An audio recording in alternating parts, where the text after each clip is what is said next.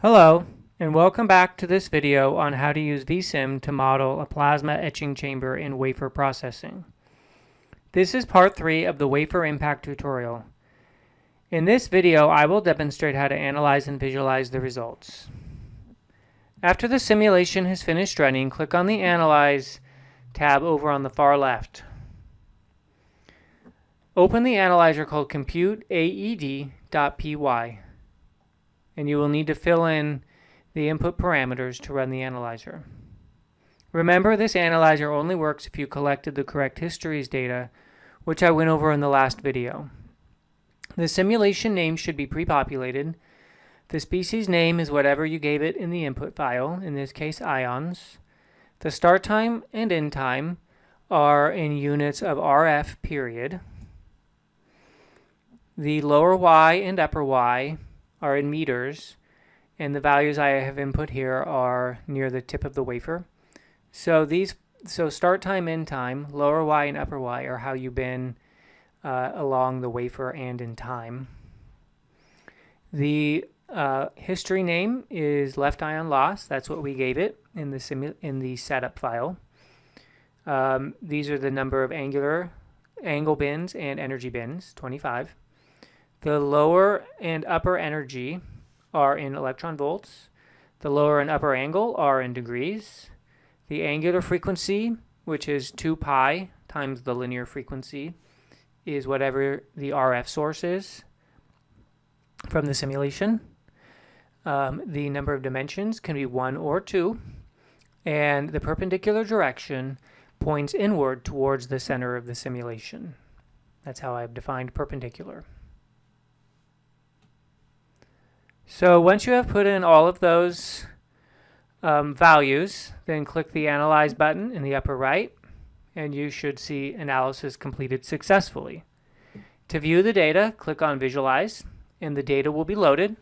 I've already loaded the data since it takes about 1 minute to load the 4 megabytes of data generated.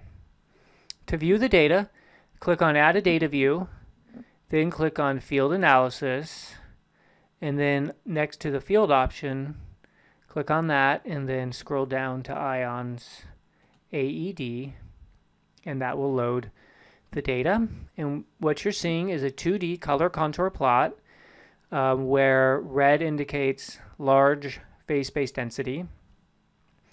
The vertical scale is energy and the horizontal scale is in degrees. So we see from this plot that this is a fairly asymmetric distribution function with most of the ions impacting at positive angles. We can quantify that a bit better. This analyzer also computes the one-dimensional angular distribution, which is integrated over all energies, and the one-dimensional energy distribution function, which is integrated over all angles. So to view that data, click on Add a Data View, and then 1D fields.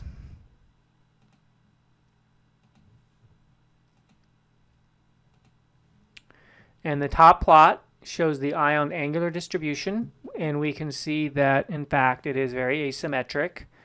Most of the ions are impacting at positive angle.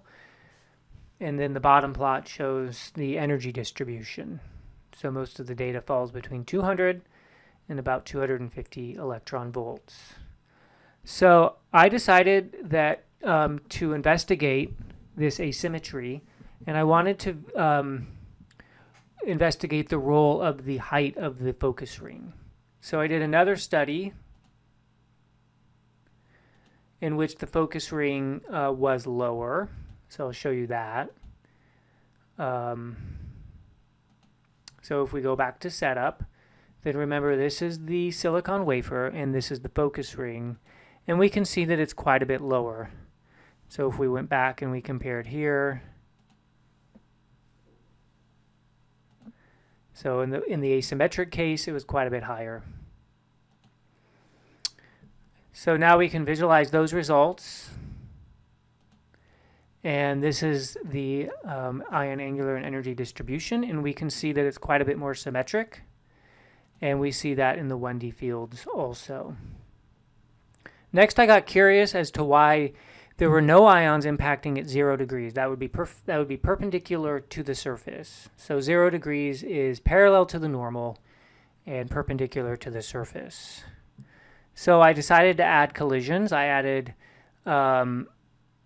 ionization collisions, excitation collisions, and I added, let's see, if we go to setup, we can see what collisions I added. I added elastic collisions, excitation, and ionization collisions.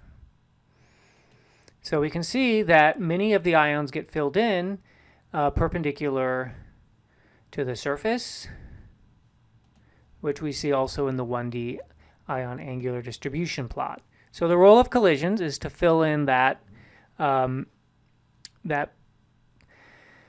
0 degree angle. So that's 0 degrees to the normal. Okay, so now I want to shift gears and I want to go over how to average the data, for example, a potential plot. Before going over how to compute a RF cycle averaged field quantity, let's first just look at the potential as a function of time. So I'll switch back to the data set with the short focus ring and no collisions, because I saved about 10 to 12 time steps per RF cycle from these simulations so that I could average over time. So to look at the potential or any field quantity, you can use several different data view options. So this data overview option is one of them. So expand the scalar data option and click on phi, and then that shows me the potential as a function of, well, it shows me the 2D potential plot, but we can scroll through the data and see how it changes with time. If you want to superimpose the geometries from the simulation, expand the geometries option and then click on these poly data sets. And then we can see the quartz focus ring here, the outline of it, and then the outline of the silicon wafer. Now I included this curved ending as part of the model, and we see that here. To view the data a different way, click on Add a Data View and then Field Analysis, and then that opens up a new visualization window. And then click next to Field, and then click on Phi, and then now we're viewing the potential. And the difference between this window and the other one is that now we can look at a line out, and then there's different layouts of the data. I prefer this side-by-side view, and then we can perform a line out. And if you go all the way over to the right of this scroll bar and then just start clicking, we can see how it changes, the potential changes with time. To compute a RF average quantity, like I said, I saved about 5 to 12 time steps per RF cycle. So if I right click on the window, actually before doing that, make sure that we can open a visit window in VSim. So go up to the Tools menu, then click on Settings, then click on Visualization Options, and make sure that this Enable Visit Context menu is checked, and click Apply, then click OK. Now, right click, go down to Open GUI, and this visit window will open. Make sure that we want to average the potential, so make sure that the active source is the potential. Now, I'm going to delete this line plot. So let's to compute a time average potential, click on Controls, then click on Expressions. Let's create a new data set.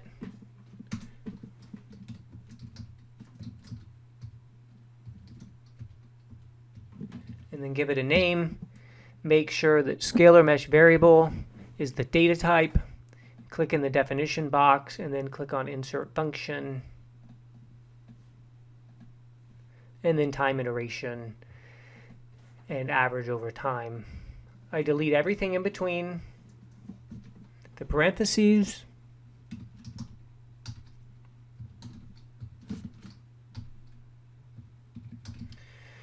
Put in the name of the data set that we want to average over, the time interval, or the data, sorry, this is actually the saved data set numbers. And the last one, it tells me that, or indicates the stride. So we're going to use every data set between 500 and 511.